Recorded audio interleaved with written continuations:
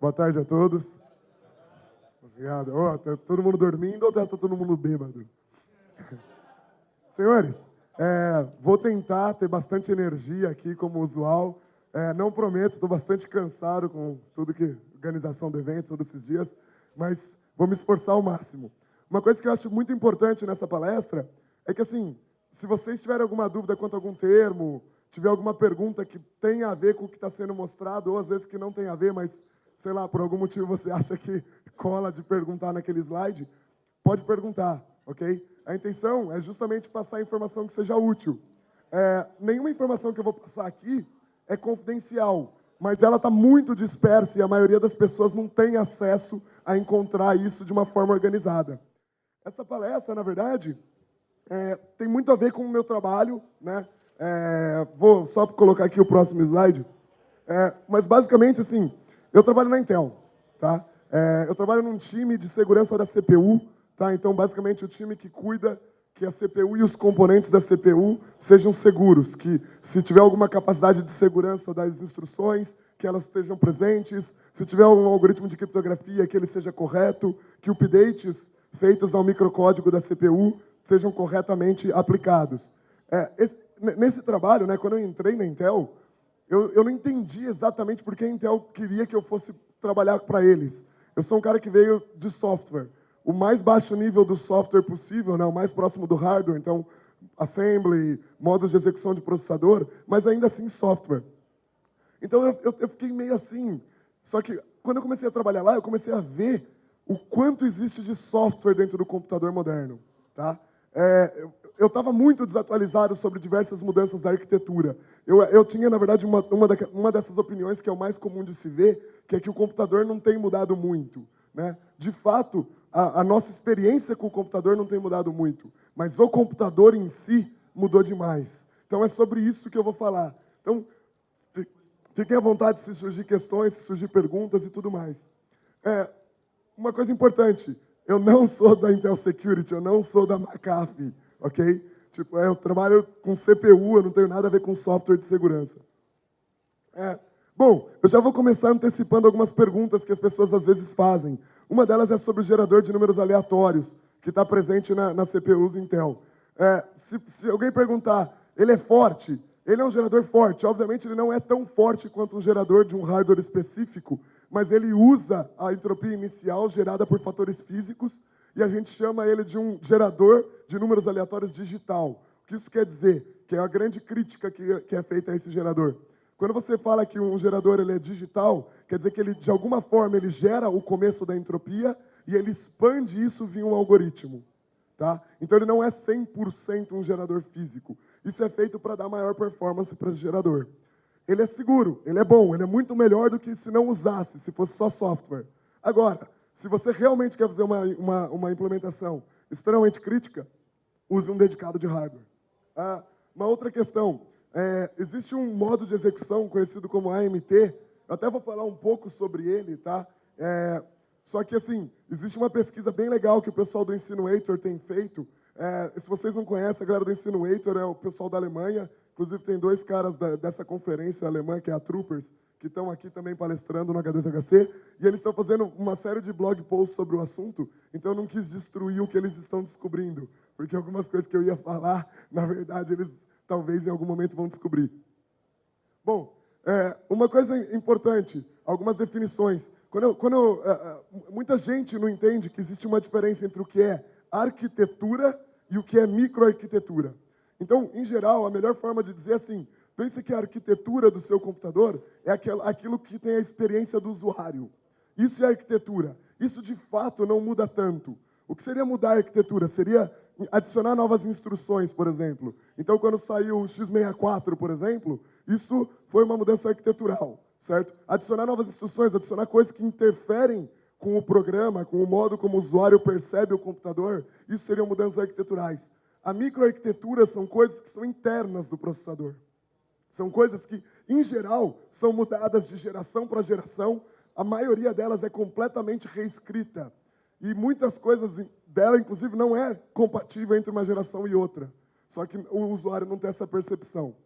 A única coisa que a gente pode dizer que seria uma exceção a essa definição do que o usuário percebe para o que o usuário não percebe, seria a parte de timing e performance, que obviamente o usuário percebe, né, que melhorou a performance, mas isso é uma mudança microarquitetural.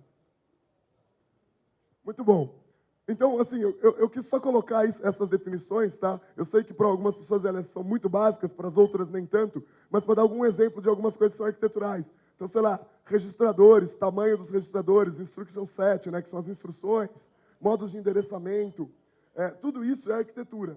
E já na microarquitetura, a gente está falando do tamanho dos caches, a predileção de branches, o tamanho da memória física, número de unidades de execução, né? Então, se a sua CPU tem lá 8 cores, então tudo isso é microarquitetural.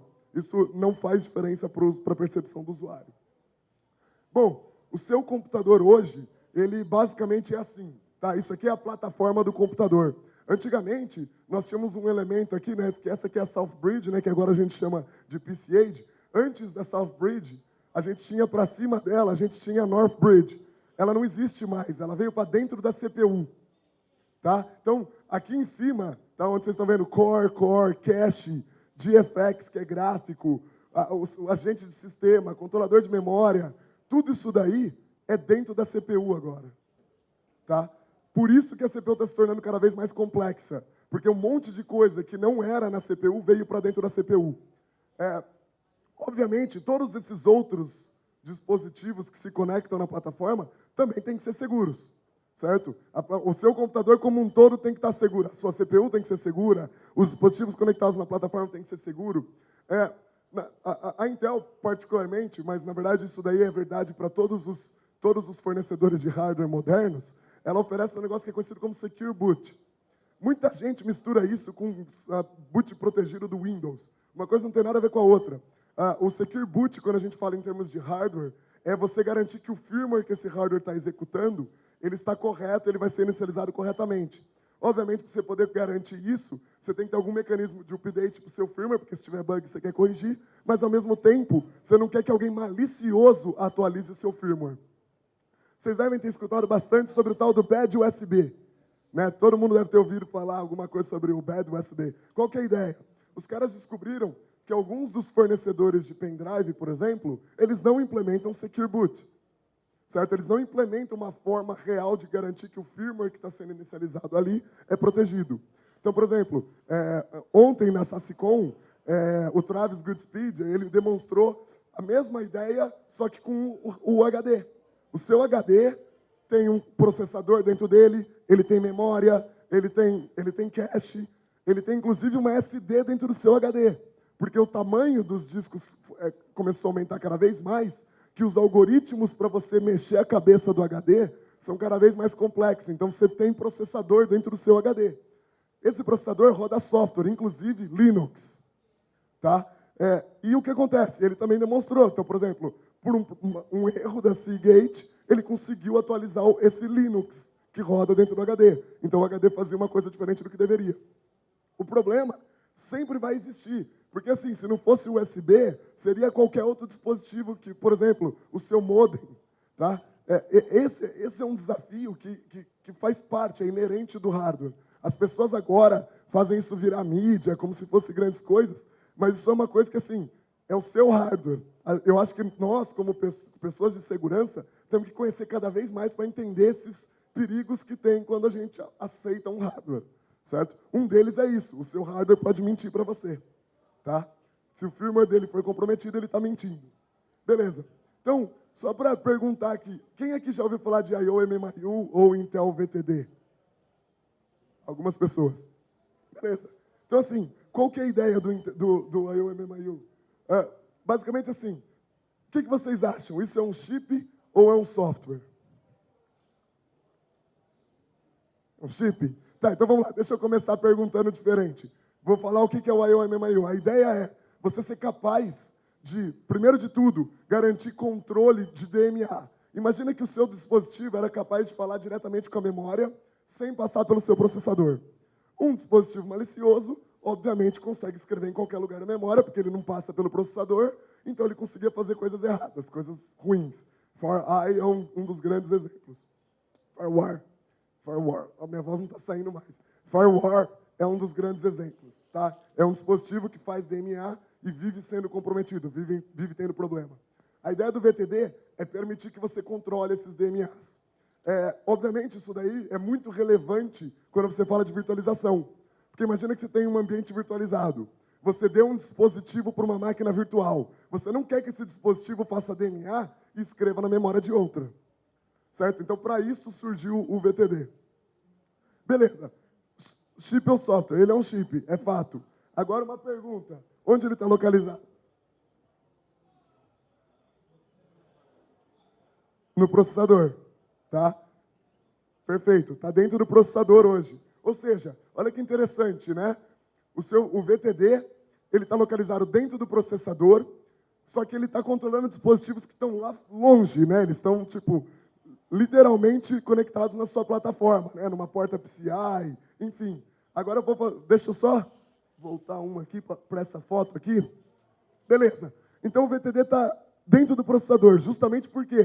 Porque o memory controller está dentro do processador. E o VTD basicamente controla acesso à memória. Agora eu faço a pergunta: tem como ele garantir que um dispositivo não finge ser o outro quando ele aplica uma política?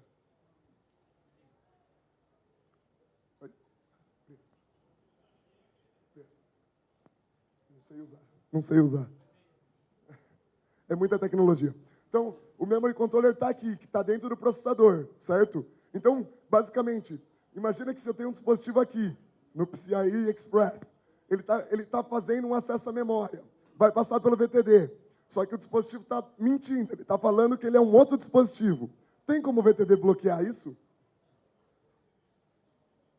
O que vocês acham? Imagina um cara aqui mandando a informação aqui, mas ele está falando que, ao invés de ele ser esse cara, ele é esse cara, sei lá. Está mentindo. Na verdade, não tem como. Como é que você vai saber que ele está mentindo? Você está no processador, você não está na plataforma.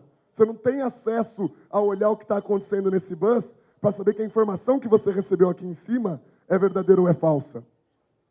Ou seja, um monte de gente, quando implementa virtualização e eles vão usar VTD, eles não entendem o desafio que eles têm por trás. Você vai falar assim para mim: ir para ambiente virtualizado é perigoso? Depende de como você está usando esse ambiente virtualizado.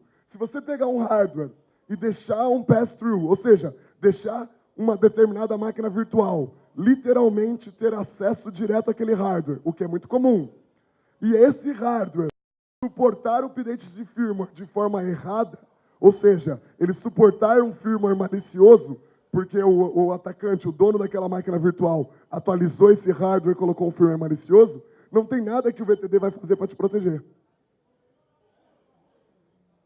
Certo? Então, assim, percebam que isso demonstra que um monte de gente de segurança está falando: não, vai para o ambiente virtual. Vai, deve ir.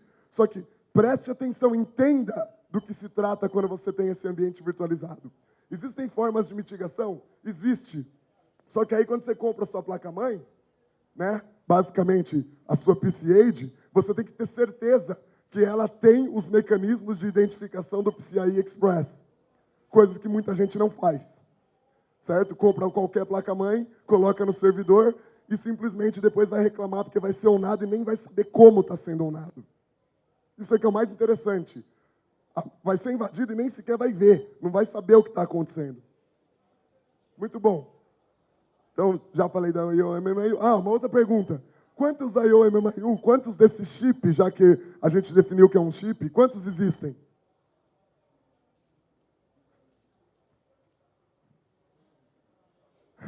Existem 2. Vou te falar por quê. Imagina o seguinte. Então, por exemplo, esse link aqui, né, o DMI, é o link entre a sua PCIe e o seu processador. Altíssima velocidade. Porque imagina, tudo que é PCIe Express, que já é alta velocidade, todas as comunicações que vão entre PCIe e processador, tem que passar por ele. Então é um link de altíssima velocidade. Muito bom. Aí você tem o Memory Controller. Se você colocar um chip nesse caminho, qual a velocidade que esse chip tem que ter para arbitrar, ou seja, para definir se os acessos são ou não permitidos para todos os dispositivos PCIe Express, para sua placa gráfica? Então o que eles fizeram? Eles colocaram um que arbitra o que vem da Southbridge e um que arbitra o que vem de gráfico. Tá? Então você tem, na verdade, 2, pelo menos, VTDs na sua máquina. Isso é interessante, porque Muitas vezes, quando você está olhando sobre como que configura, como é inicializado, a VMware inicializa isso corretamente ou não quando está utilizando o VTD? Pode ser que sim, pode ser que não, pode ser que eles façam correto para dispositivos PCIe Express, mas que eles não façam corretos para gráficos. Então, se você expor a sua placa gráfica para uma máquina virtual e essa placa gráfica for comprometida e o firmware dela for comprometido, ela basicamente está tudo ou nada. Ou seja, toda a máquina, independente de se é dentro daquela máquina virtual ou não, foi comprometida. Simplesmente porque sua placa gráfica foi comprometida. Agora, a placa gráfica, recentemente eu participei de um projeto para auditar literalmente o sistema de gráficos.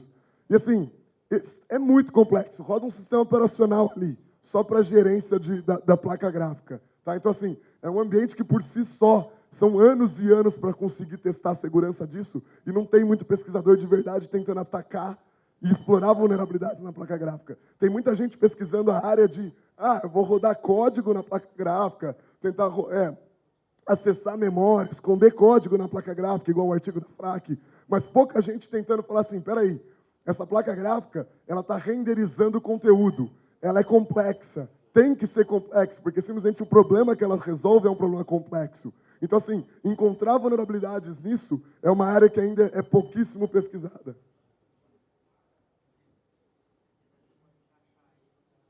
Tá. Tá sossegado. Desculpa, estou com dificuldade aqui com os slides. Bom, quantos processadores tem na sua máquina, então? Quantos processadores tem na sua máquina, no seu computador? Geralmente as pessoas vão falar 8, 2 processadores com 4 threads cada um, né? Bom, a CPU todo mundo já sabe, né? Então, beleza. Isso é, obviamente, um processador. Agora, quem aqui já ouviu falar do ME? Manageability Engine.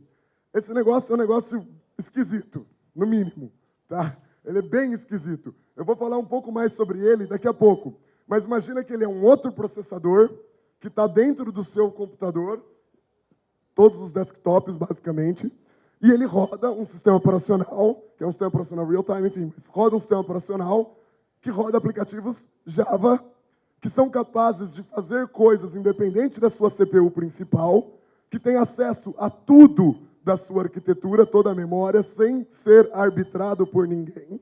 Ou seja, VTD não arbitra acessos de memória vindos do MI. Isso quer dizer que, de novo, naquele ambiente virtual, aquela ideia do ambiente virtual, se o seu MI for comprometido, morreu todo o ambiente virtual. Tá? E, na verdade, quase ninguém sabe que isso daqui sequer existe. Existe essa tecnologia AMT que eu mencionei logo nos primeiros slides.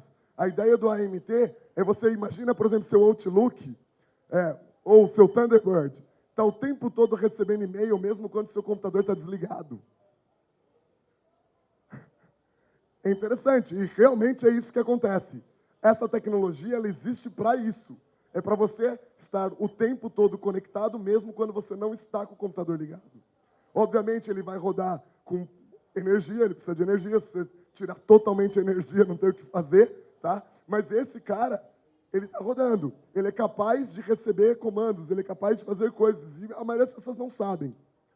E o mais interessante, eu ainda não vi nenhum malware explorando isso. Mas deve ser muito legal ter um malware que é capaz de literalmente controlar a máquina do cara, acessar os dados do computador do cara, sem o computador estar ligado.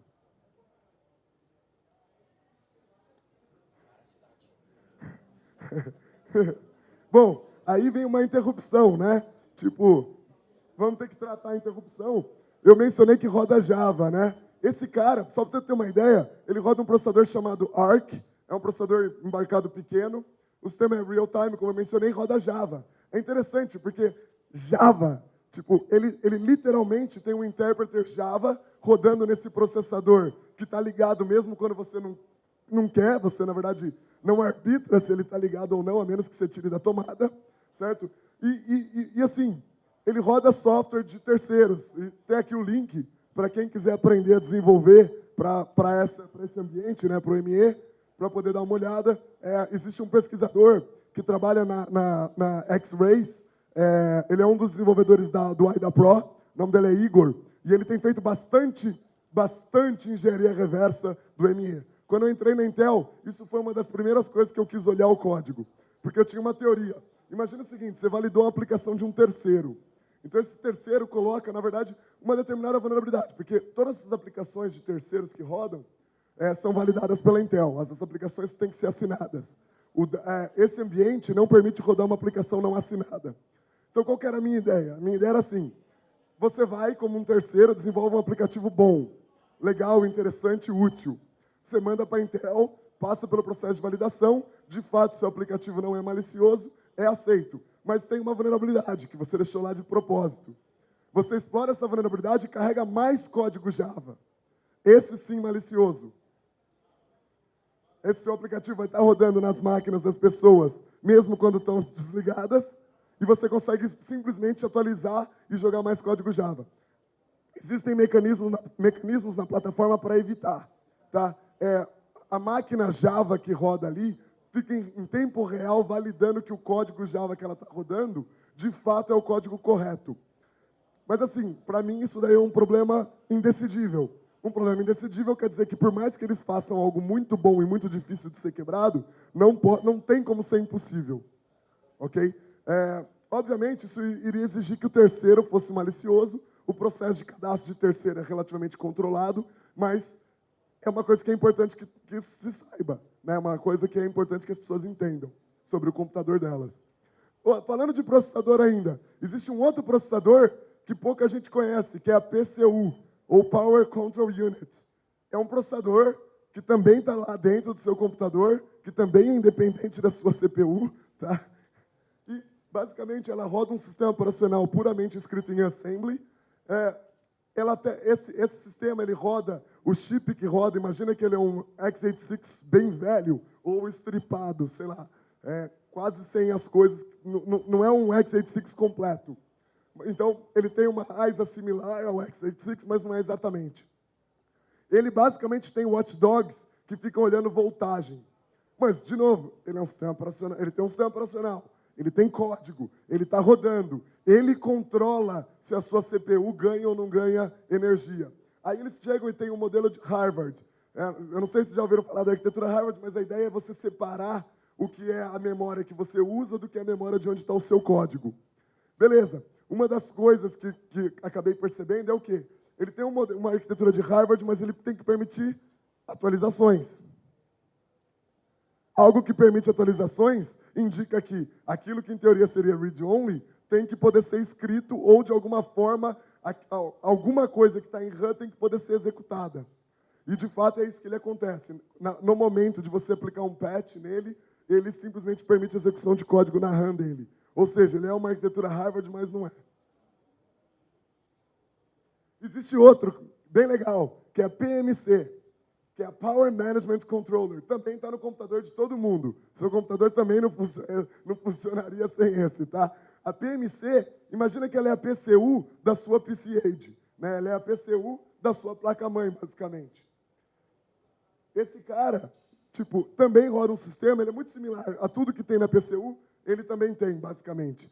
De novo, outro sistema, mais um monte de código dentro do seu computador, outra unidade de processamento que também está lá. Você tem a GPCU, que seria o equivalente a isso para placa gráfica. Ou seja, controla a voltagem da placa gráfica. Então, olha só, até agora, quantos que a gente já colocou, então? Sua CPU em si, PCU, PMC, GPCU e ME. Já foram 5 processadores que tem dentro do seu computador. Beleza, continuando então. Sua placa Gigabit Ethernet. Ela também tem um processador, ela também roda código, ela também tem um mini sistema. E, inclusive, já foi feito pesquisa nisso. Eu recomendo seguir esse cara, o Arrigo. Ele é um italiano e ele tem uns projetos bem interessantes. Um deles foi esse Project Monks, onde o que ele fez? Ele conseguiu mostrar que ele conseguia atualizar o firmware da placa Gigabit dele. Obviamente, fazer engenharia reversa disso não é simples. Ela não foi feita para te permitir debugar. Obviamente, também é muito pequeno, porque o firmware original era muito pequeno. Então, ele queria fazer alguma coisa que fosse interessante, só que não cabia nenhum payload realmente grande. Então, o que ele acabou fazendo? Ele usou o fato de que a sua placa Gigabit Ethernet é capaz de se comunicar com outros dispositivos para colocar o rootkit em um outro dispositivo, e na placa Gigabit Ethernet, ele simplesmente identificava a conexão que era a dele, maliciosa, para daí mandar todo aquele tráfego de dados que chegava pela placa Ethernet, que era do malware dele, e mandava para outro dispositivo, de fato, processar. Com isso, ele fez um malware que roda em 2 dispositivos no seu computador e que é impossível o seu sistema ver. Não tem como. O seu sistema processador não vê o que está acontecendo. É totalmente rodando em processadores, inclusive independentes do seu sistema operacional.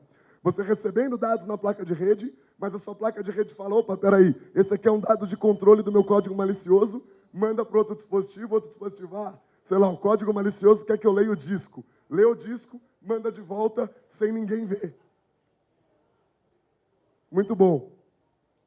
Esse cara também, ele descobriu um problema no sistema de updates da AMD, de microcódigo. Eu não sei se vocês sabem, mas basicamente o que é o microcódigo? Eu vou até falar um pouco mais sobre isso daqui a pouco.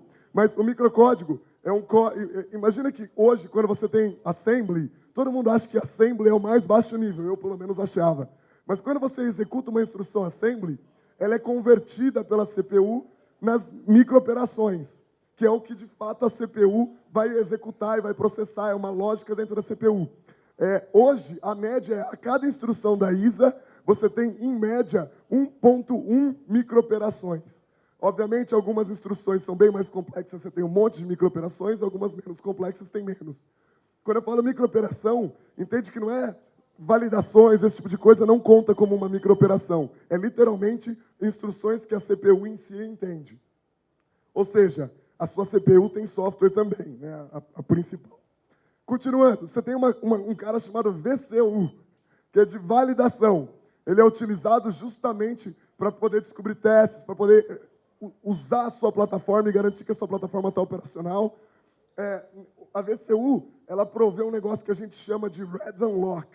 A ideia é o seguinte, se eu conectar uma JTAG no seu processador, né, ou seja, preciso ter acesso físico para fazer isso, eu me autentico como Intel, e basicamente o seu processador libera tudo para mim. Então eu consigo, por exemplo, ver as microinstruções sendo executadas, eu consigo, sei lá, fazer coisas que não deveriam poder ser feitas, criar um modo de execução inexistente, enfim, qualquer coisa. Obviamente, isso daí, o Red Unlock, é uma autenticação criptográfica. Mas existe também um negócio que é o Orange Unlock, que é parceiros Intel. Que, por exemplo, a empresa que desenvolve BIOS, tá? Então, a empresa que desenvolve BIOS, ela tem que ser capaz de debugar a BIOS. Só que é muito early no boot. Então, você não tem nada rodando. Você teria que fazer algo para rodar, para daí você conseguir... Não tem nem como, certo? Então, para você debugar a BIOS, você precisa desse cara, esse nível de acesso. Então, todo computador tem também o cara. Continuando. BMC. O BMC também teve muitas vulnerabilidades relacionadas a isso. O BMC ele é só para servers, ele não é arquitetura client. Mas, inclusive, a Rapid7 mostrou uma vulnerabilidade que era assim, Stack Overflow clássico no nome de usuário de autenticação. E aí depois também tinha o Stack Overflow clássico na senha de autenticação, assim, tela de autenticação. O BMC é um negócio que, assim, ele é desenvolvido, obviamente, por, sei lá, N empresas. No caso dessa vulnerabilidade da Rapid7, foi a Supermicro. Então, imagina que você tem uma interface chamada IPMI. O BMC basicamente usa as funcionalidades dessa interface para implementar coisas de gerência no seu servidor. Essa interface, ela dá acesso a tudo do seu computador, literalmente. Um software usando essa interface, ele é capaz, por exemplo, de ler a memória, de escrever na memória, mandar informações dos barramentos, enfim, tudo. Obviamente, ele existe por um bom propósito, para você poder fazer esses softwares, esses sistemas de gerenciamento.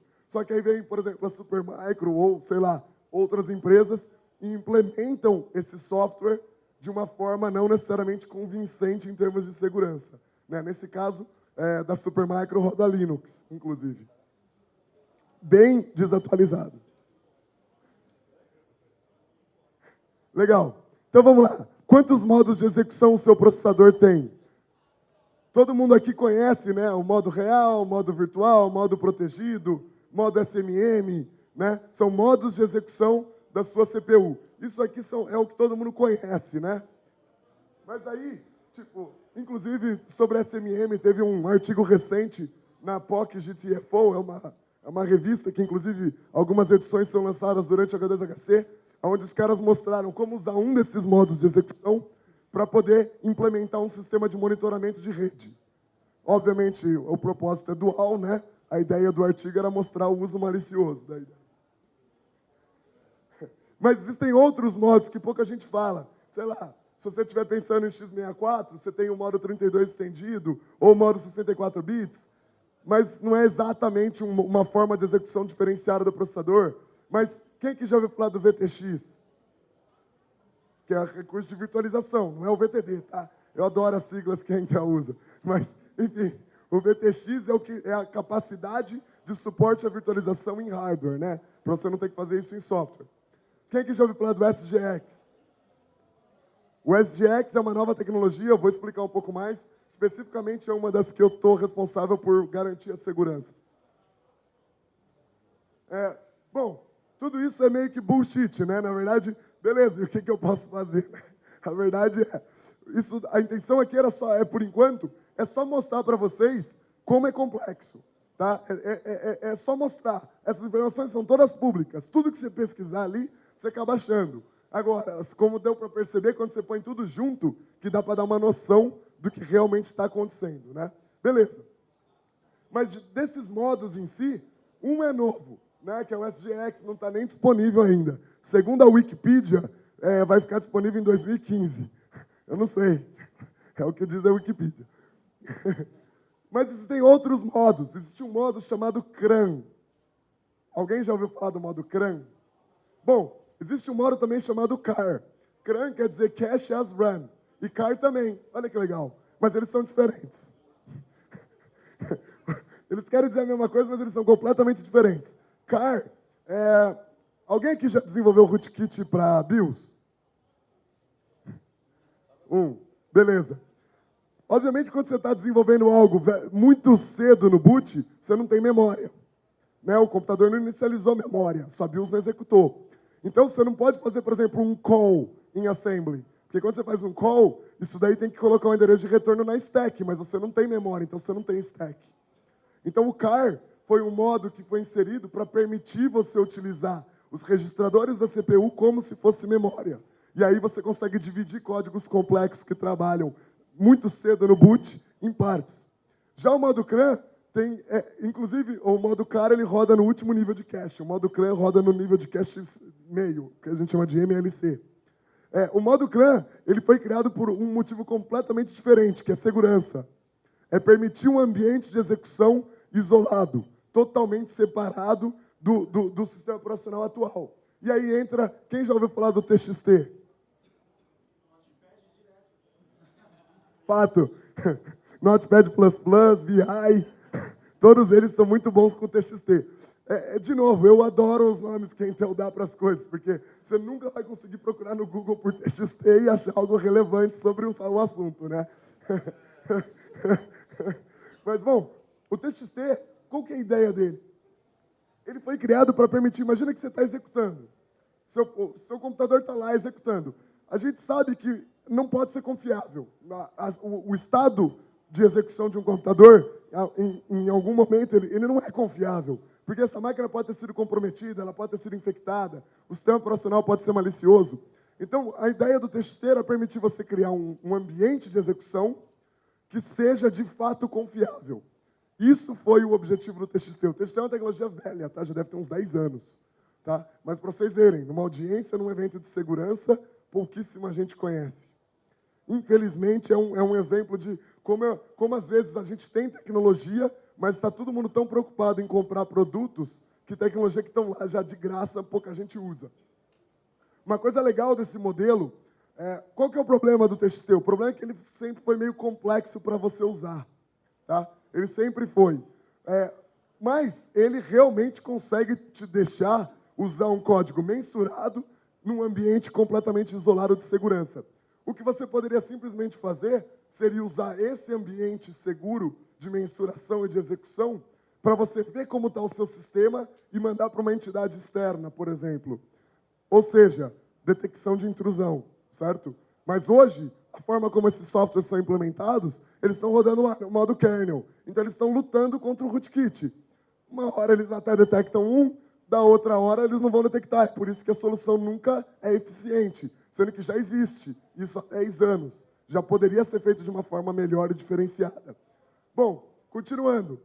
Além do modo CRAN, né, que é o modo que o TXT usa, você também tem o Probe Mode. Quem aqui já ouviu falar do Probe Mode? Com certeza, a galera do hardware sempre vai ter ouvido falar do Probe Mode. Mas, basicamente, o Probe Mode é o modo que você tem quando você conecta no JTAG, que foi justamente aquilo que eu disse, de fazer o Red Unlock, o Orange Unlock, e você também tem aquilo que a gente chama de Green Unlock, que é se qualquer um de vocês quiser, por exemplo, debugar a CPU, vocês conseguem conectar no JTAG dela. Assim como tem o JTAG também na PCH. É super interessante para você poder entender coisas do funcionamento do computador, se tiver curiosidade, né? Mas nesse modo você consegue dar comandos.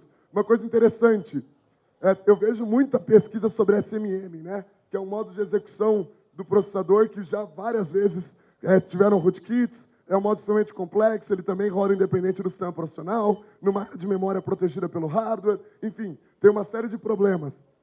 A SMM, uma das melhores formas de estudar ela, se você quiser ver o que está acontecendo, é usando o Probe Mode. Só que, assim, nenhum dos artigos que fala de SMM, inclusive o que eu escrevi há anos atrás, sequer mencionam essa possibilidade. Eu não sei exatamente por quê. Bom, então, assim, o mundo era assim, né? É o desenho que todo mundo conhece, aprende na faculdade, dos modos de execução. Era bonitinho o desenho, bem organizado. Olha as linhas, né? Tudo certinho. Agora o desenho está mais assim. E isso porque eu não coloquei todos os modos, como vocês estão vendo, né? Tipo, TXT, SGE, que são coisas que eu não considerei exatamente como um modo, tá? Então, assim, a vida ficou mais difícil. O computador ficou mais interessante, no entanto. Beleza. Eu digo que existem 6 passos para a gente debugar uma coisa, né? Primeiro, a gente nega. Não, esse código não tem problema, né? O segundo, a gente diz que não acontece na minha máquina. Depois a gente fala, isso não deveria acontecer. Depois a gente fala, mas por que isso acontece? Finalmente a gente, realmente tem o problema. Até que então a gente chega na sexta, que é, como isso sequer funcionou um dia? Eu vou ser sincero, é muita engenharia por trás para esse negócio todo funcionar. É bem absurdo, eu admiro os caras. É legal porque tem bug. É fato, não tem como não acreditar. Quem não acredita não conhece como o computador funciona. Bom, então beleza. Como eu disse, né? Software para todo lado, vários dispositivos que se interconectam e onde você tem dispositivos diferentes se conectando, sempre existe potencial para problemas. Como eu mencionei também, você tem o microcódigo, que é a sua ISA traduzida no código, como eu disse, cada instrução da ISA traduz numa média 1.1 microinstruções do microcódigo. Uma coisa interessante, patch de microcódigo. Lembra que no começo eu falei sobre Secure Boot, né, da importância de validar isso e tudo mais. O Arigo, por exemplo, ele achou uma vulnerabilidade no sistema de patching de microcódigo da AMD. A vulnerabilidade era assim, ela simplesmente aceitava o update não assinado. Obviamente, qual que é o problema disso? E isso, de fato, isso é uma versão antiga, tá, do AMD, não tem mais o problema. E a Intel também, as versões muito mais antigas também tinham, tá? Qual que é o problema disso? O problema é que agora o cara consegue colocar, se ele conseguir atualizar o seu microcódigo, ele é capaz de colocar um rootkit, que simplesmente, não importa o que você está executando no computador, o que o computador faz é completamente diferente. Completamente. Ele pode fazer o que ele quiser, na verdade. Certo? Todo mundo pergunta, né, da famosa backdoor no Move ou não, existe ou não existe. Mas, literalmente, um rootkit no microcódigo poderia fazer muita coisa, muito potencial. Então, vem aí a resposta, né? E aí, tem alguma backdoor? Eu vi isso, eu ouvi alguém dar essa resposta que eu vou dar, e eu achei super legal, mas eu não lembro o nome do cara. Então, se alguém descobrir quem foi o cara que originalmente deu essa resposta, me fala para eu atualizar a apresentação. Mas, basicamente, a resposta do cara foi assim, e aí, tem backdoor? Ele, não que eu saiba. Mas se você me perguntar de novo no próximo ano, e eu falar que não quero responder, você tira a sua própria conclusão. Por enquanto, eu diria isso. Mas, agora, falando a verdade, o sentimento é esse, de segurança, né?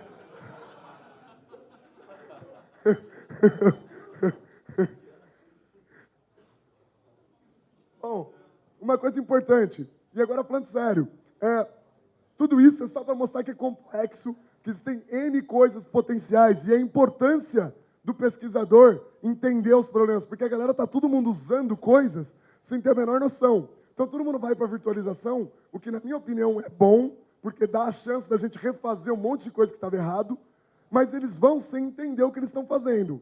E esse é o grande erro, sem de fato entender a tecnologia por trás daquele modelo. Uma coisa que eu acho em relação a backdoor, eu acho que não tem por que ter uma backdoor diretamente no hardware desses. Simplesmente porque tem tanto jeito mais fácil e muito menos arriscado de você fazer a mesma coisa. Então, por exemplo, interceptar logística, explorar vulnerabilidades. Pessoal, assim, tem bastante errata de CPU? Tem. Só que se você parar para pensar a complexidade desse cara todo, tem pouca errata. Certo?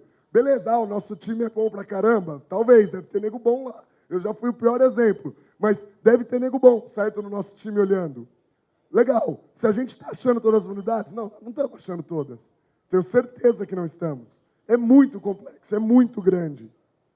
Ou seja, por que não simplesmente uma determinada entidade interessada em explorar, simplesmente não acha uma falha, coloca pesquisador para fazer? É possível que já esteja acontecendo, é difícil saber. E interceptação de logística é um negócio que, assim, é muito mais trivial. Você aproveitar que todo o ecossistema tem que ser seguro para o computador estar seguro, do que você querer, de fato, colocar uma backdoor. Então, vou dar um exemplo. Lembra que vazaram um monte de informações da NSA? Eu não sei se vocês sabem, mas é crime se quer acessar essas informações que vazaram, porque elas estão classificadas lá como top secret, então, se quer ler aquilo é crime. Então, vamos dizer que eu poderia ou não ter lido, ou algum amigo meu poderia ou não ter comentado comigo, e poderia ou não ter ficado sabendo.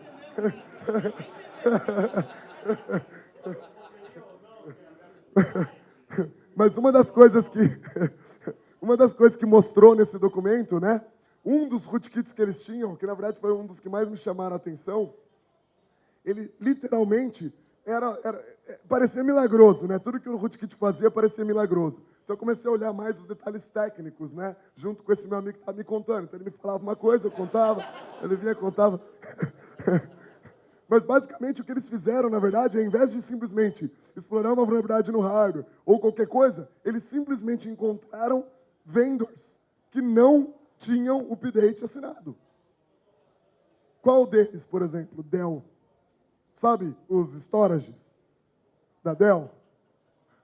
Olha que interessante. Então o rootkit simplesmente se aproveitava do fato do storage aceitar o update de microcódigo, do firmware dele sem ser assinado, para infectar o storage e usar o storage para infectar qualquer outra coisa dentro daquele sistema. Obviamente, o problema deve ter sido corrigido, talvez hoje seja atualizado, depende da versão, enfim. Mas isso mostra que, de fato, ainda existem um monte de pontos fracos nessa cadeia. E eu duvido que o time de segurança, quando o time de TI vai comprar a máquina, sequer participe dessa decisão. Se você não está especificando o que de fato está naquela arquitetura, como você pode esperar que a arquitetura vai ser segura? Porque você especificou o firewall? Não tem sentido. Simplesmente segurança hoje está querendo resolver um problema sem sequer entender o problema que tem que ser resolvido. E a verdade é que é por isso que talvez não precise de backdoor. Talvez em algum momento, quando toda essa logística, todos esses outros pontos forem resolvidos, talvez vá ter a backdoor. Aí talvez eu vou falar que não estou sabendo, que eu prefiro não responder. Uma coisa interessante, com a tecnologia do TXT mesmo, que já é bem velha, você é capaz de gerar, por exemplo, hashes de todos os seus sistemas, por exemplo, todos os seus servidores, mandar para um ponto central, e se alguém infectar, por exemplo, alguma coisa no seu sistema, você é capaz de conseguir identificar. Existe um software open source chamado Open Attestation, inclusive lançado pela Intel, que simplesmente permite você fazer isso automaticamente no seu data center, por exemplo. Eu nunca ouvi falar de alguém que usa. Alguém aqui já? Tá. Uma outra coisa que seria interessante. Ah, inclusive, então, tem um produto também, tá? Tipo, eu tenho software para vocês, mas tem um produto que chama Mount Wilson, que eu também nunca tinha ouvido falar, até que eu tive que olhar. Mas, enfim, uma coisa que eu digo, alguém aqui já trocou informações sobre o que tem no hardware, qual o hash do firmware que veio na máquina, com outras empresas, ou com outras pessoas, outros pesquisadores? Olha que interessante. Se você entrar nos fóruns de engenharia reversa de BIOS, que são fóruns que falam sobre malware em geral, ou como instalar um sistema profissional em um desses hardwares fechados, mas em geral malware, se você entrar nesses fóruns, os caras trocam esse tipo de informação. A comunidade de segurança não. Certo? A comunidade de segurança está muito mais preocupada em trocar outros tipos de informação que, desculpa, tipo hash de malware. Tipo, trocar hash de malware. Tipo, é um negócio assim. O último número foi o quê? 250 mil novos samples, hashes novos por dia. Ou seja, trocar hash de malware, saber hash de malware é irrelevante. Trocar assinaturinha é irrelevante. A informação relevante que poderia estar sendo trocada, por algum motivo, optou-se por nem sequer saber se ela está lá. Bom, uma sugestão, então, como um projeto. Por que alguém, talvez da audiência, não pega diferentes BIOS, diferentes VMMs e começa a colocar hashes online e faz uma comunidade de troca dessa informação? Porque olha que interessante. Imagina que, sei lá, a sua empresa, a empresa A, está sendo interceptada, a logística dela é interceptada por algum motivo, então antes dela receber o computador, aquele computador foi infectado, que é o que foi dito, né, pelo que eu ouvi dizer, que nesses vazamentos da NSA era o que a NSA fazia, certo? Então, vamos imaginar que isso está acontecendo com a empresa A. Olha que legal, a empresa A vai colocar diversas informações que ela está pegando no sistema dela, online, falando, ó, comprei da empresa tal, modelo tal, isso aqui é a versão que eu tenho, e isso aqui é o que o resto está dando, por exemplo. Aí a empresa B, que está comprando esse mesmo hardware, mas no Japão, tem algo diferente. Talvez a gente comece a achar um monte de coisa que já está infectada e que ninguém está sabendo. Certo? Por que o CERT não faz isso, ao invés de lançar cartilha de usuário de internet? Eu não sei. Mas eu acho que é possível ser feito. Eu acho que alguém pode tomar e tentar liderar e fazer isso. Não vou ser eu, tá? Dá trabalho pra caralho. Desculpa pelo palavrão. Não tem menor aqui, tem? Não. Se tivesse, eu tenho certeza que ele me ensinaria mais palavrão do que eu sei. Continuando. Tecnologias de segurança na arquitetura. Existem um monte. Então, por exemplo, Pointer Lookout também é uma tecnologia que está para vir. Alguém já ouviu falar de Pointer Lookout? Uma pessoa. Vamos lá. Primeiro de tudo, uma coisa que eu esqueci. O TXT, sabe esse negócio que eu falei, que tal? O cara que mantém o TXT, que é o responsável pela segurança do TXT, é brasileiro, o Gabriel. Está aí na conferência, vai dar palestra também. Ou seja, o editor da revista, por sinal, da revista da H2HC. Ele é o cara responsável pelo TXT. Ou seja, tem brasileiro fazendo isso também. Tá? O Pointer Lookout é uma outra tecnologia, esse componente também é o Gabriel que está responsável, por sinal. Tá? Também está para ser lançada, só que assim, todo o ambiente de desenvolvimento já está disponível. Você já tem patch no GCC, então você já consegue compilar código para gerar as instruções. Você já tem um emulador, ou seja, já consegue rodar programas. Qual que é a ideia do Pointer Lookout? A sua CPU vai permitir, quando você define buffers, dizer quais são os limites do buffer. E aí, qualquer parte do código que tentar acessar aquele buffer fora daqueles limites, a CPU vai bloquear. Tá? Então, é uma tecnologia que também está para vir, já é anunciada, como eu disse. Já tem patch, as instruções são bem definidas, enfim. A outra tecnologia que eu disse que eu ia mencionar é o SGX. O SGX também é gigante. Na minha opinião, o SGX vai ser uma revolução na segurança da informação. Qual que é a ideia do SGX?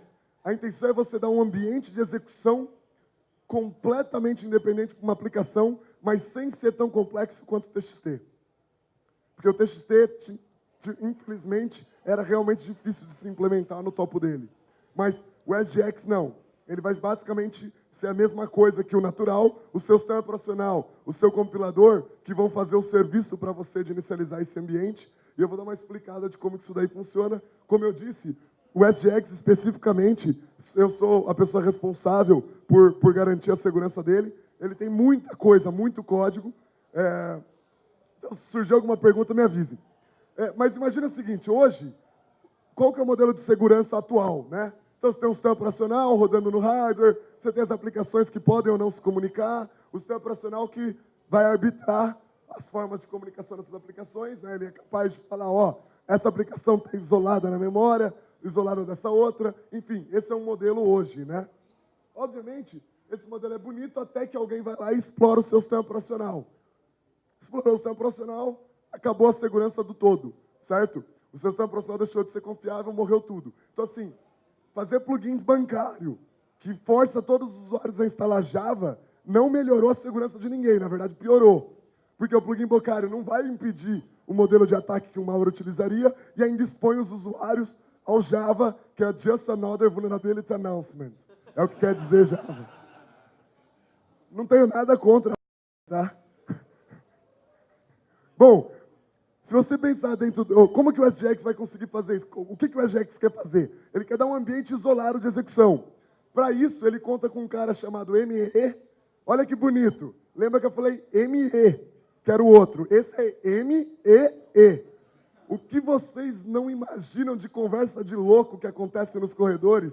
Porque um cara chega para mim e fala, cara, eu tenho uma pergunta de ME. Eu entendo que ele tem uma pergunta de ME. Aí ele começa a me perguntar das definições de coisas, de implementação, enfim. Aí ele me pergunta uma coisa de um chip, eu estou respondendo uma coisa de outro. É lindo. Enfim, o ME, ele é um chip que vai arbitrar os acessos a um range de memória, uma localidade da memória. Então, quando o dado sair da CPU para aquela área de memória, ele vai ser encriptado.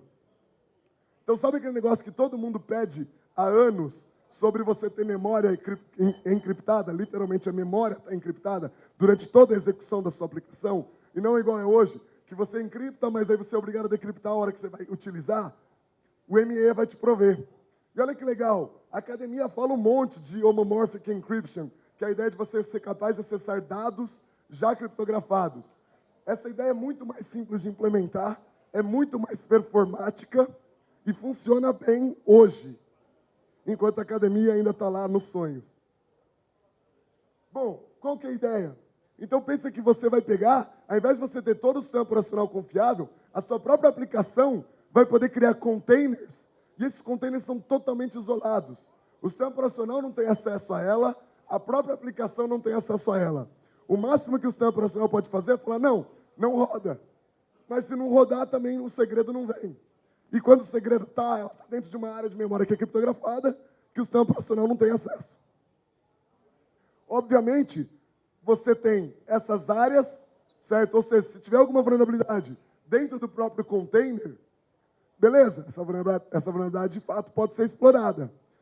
Só que assim, só se ela estiver ali, naquela parte daquele container. Todo o resto da sua aplicação já não faz mais parte desse ambiente vulnerável. Isso sim vai permitir implementar coisas. Obviamente, uma parte do hardware, você também tem que confiar, porque é o hardware que está implementando isso. O mais legal é que o hardware vai pegar, quando ele rodar essa aplicação, ele vai te dar, assinado pelo hardware, o hash da aplicação que ele carregou. Ou seja, não tem como você querer mentir com a aplicação que foi carregada, porque o hardware está fazendo isso, a menos que o hardware, que seria essa parte, né, seja comprometida. O VMM, certo? O seu sistema de gerência virtual, né, ele não vai ser capaz de interferir nisso.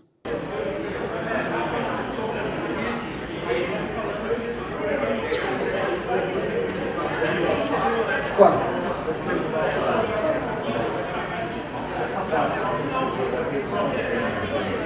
Ela já vem transparente, já existem mais recentes,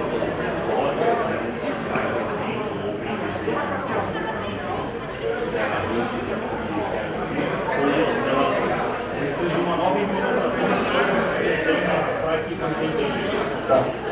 A pergunta dele foi bastante relevante. Na verdade, os sistemas que hoje tentam isolar uma aplicação, eles já nativamente suportam isso.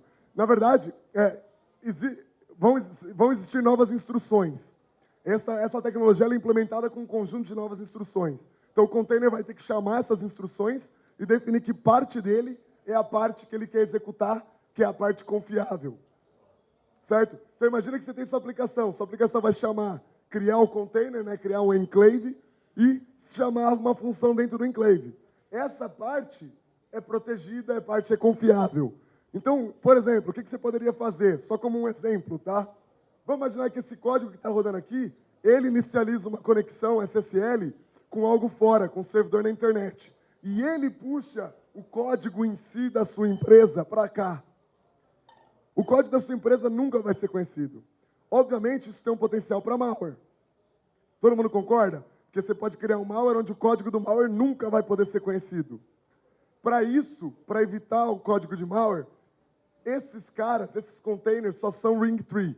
Eles não são ring 0. Ou seja, o cara vai querer acessar disco e tudo mais, vai ter que pedir para o sistema operacional. Óbvio. Certo? Agora, você pode pedir para o sistema operacional simplesmente já gravar um dado criptografado. Então, o sistema operacional, ele continua te ajudando, mas ele não tem como mais interceptar suas informações. Você está protegido dele. Olha que interessante. Ficou muito mais simples do que era antes do TXT, onde você não tem o sistema operacional. Legal.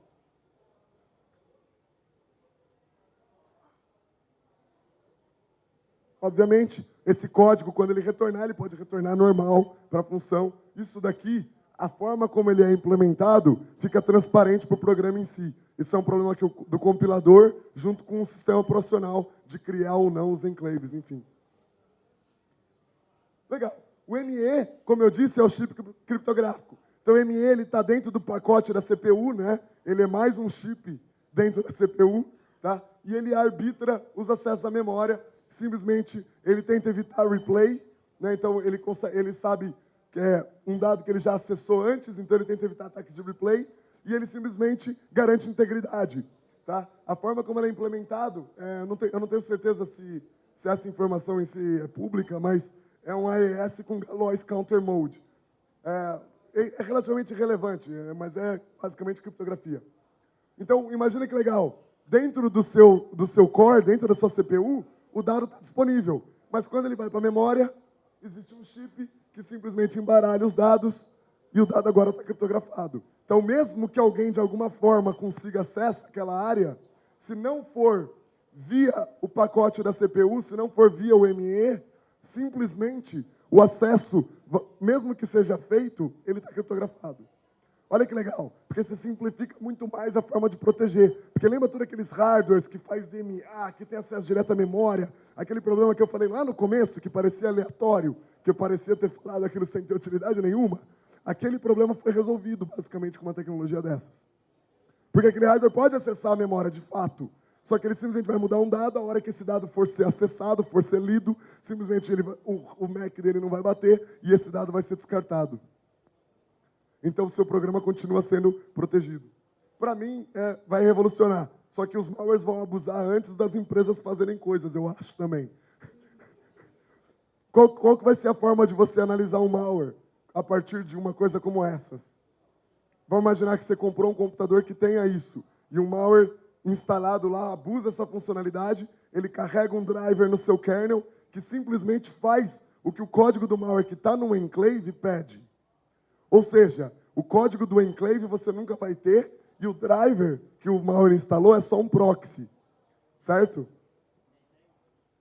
Então, JTAG, nenhum modo de debug te dá acesso a esse código, essa cara dentro da memória. Uma das premissas, inclusive, é mesmo o Red Unlock, a gente não consegue acessar. A forma de bloquear o Red Unlock que eles criaram foi bem legal. Basicamente, se a gente conectar no JTAG da CPU, quando a gente conectar na JTAG, as chaves que são usadas pela criptografia do ME são apagadas. Ou seja, você consegue acessar, mas você não tem mais a chave lá. Então, basicamente, a informação morreu, sumiu. Tá? Então, assim, como vai ser a forma? Se você já não tiver um software que está monitorando o que está sendo carregado no seu sistema operacional, que de fato controla a integridade do que o ambiente roda e tudo mais, você simplesmente não vai conseguir de verdade.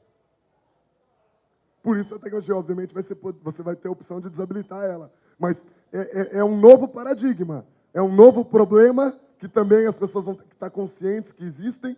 Assim como é um ambiente de execução que imagina, por exemplo, um browser rodando, que quando ele acessa realmente os dados do seu Internet Banking, ou quando ele manda os dados para o seu Internet Banking, ele está dentro de uma enclave, ou seja, malware nenhum vai roubar esses dados. Então, assim, é uma revolução.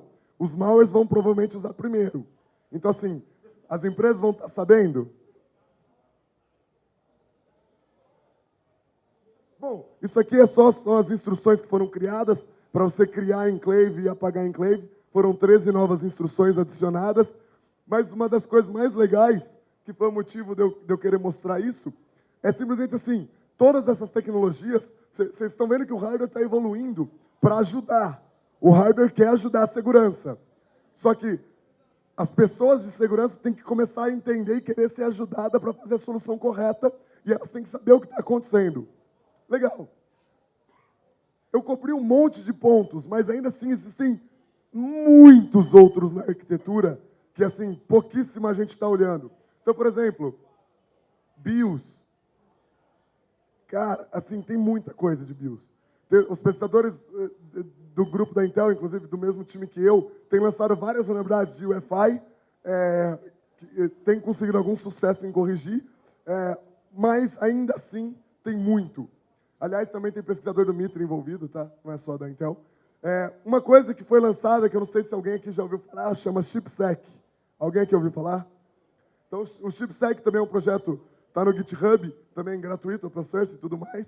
Mas a ideia do ChipSec é o quê? É ele permitir você rodar nos computadores que você tem, você roda ele e ele vai te mostrar, por exemplo, a BIOS não locou o SMM, as tabelas de ACPI não foram inicializadas corretamente, determinados valores que deveriam ser bloqueados pela sua BIOS que não foram, ou coisas vulneráveis na sua BIOS.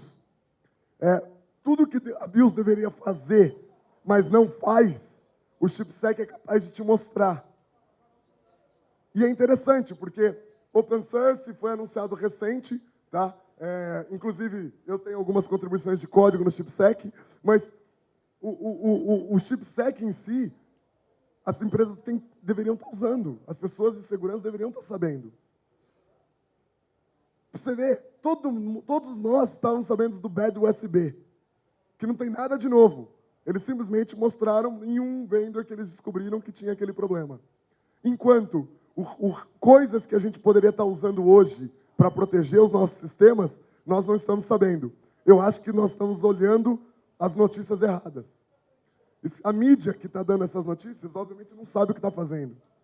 Então, nós, pesquisadores, temos que trocar muito mais informação e passar o que é correto para que todo mundo comece a olhar para o lado certo.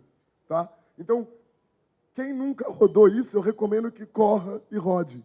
Vocês vão se impressionar com como todos os fabricantes de BIOS fazem errado. Vários problemas que existem, que a BIOS tinha que estar inicializando áreas que simplesmente ela não inicializa, não loca, não bloqueia. Até hoje. Até hoje. Ou seja, o problema do SMM, de não locar o SMM, é um problema que tem hoje, acho que uns 15 anos já. E até hoje, tem BIOS que não faz. Isso é um dos problemas, mas tem N checks no ChipSec. Então, assim, eu recomendo que todo mundo corra e olhe isso. Mas o mais legal dessas extensões da ISA, né? Se você olhar, que são essas novas instruções, tipo a ESNA, AVX, o próprio SGX, o próprio Pointer Lookout, é que você consegue achar NOP em sistema antigo. A ideia do NOP é uma instrução que não faz nada. Em geral, todo mundo vê ela como 0x90, né? Mas esse NOP, por exemplo, que eu descobri, tem 10 bytes. Ele é perfeitamente válido em máquinas antigas, e ele é uma das novas instruções AES. Então, a máquina que suporta essa instrução, obviamente funciona. A máquina que não suporta, ele é um NOP. Então, você consegue descobrir que olha quanta coisa já existe há séculos dentro do seu computador e ninguém nem sabia. Isso aqui eu duvido, na verdade eu deveria ter testado antes de mostrar, né? Mas eu duvido que um disassembler desassemble isso daqui corretamente. Eu duvido. Eu tenho certeza que ele fica maluco, se perde. Todos, eu acho. Porque isso é um NOP, certo? Imagina você está desassemblando. O desassembler está lendo, né, cada um dos elementos. Quando ele lê, ele vai tentar reconhecer as instruções que ele está desassemblando. Ele não sabe quantos bytes ela tem. Aqui você tem um NOP que são 10 bytes. Enfim, muita coisa interessante ainda. Para concluir, seu computador é uma rede. Na verdade, são diversos elementos conectados nessa rede, dentro do seu próprio computador. Não adianta você querer proteger nada se o seu próprio elemento básico de funcionamento não está protegido. As decisões têm que ser tomadas baseadas no correto, tem que ser ler, informar, entender de fato aquilo. Não simplesmente sair implementando por sair implementando ou sair usando porque é legal, porque é bonito. Acho que quase todas as informações têm uso dual. Acho que quase tudo de tecnologia vai ter uso dual. O hardware vai sempre tentar ajudar. Mas a verdade é que se as pessoas de segurança não usam, fica difícil. Quem aqui já ouviu falar de STM, por exemplo?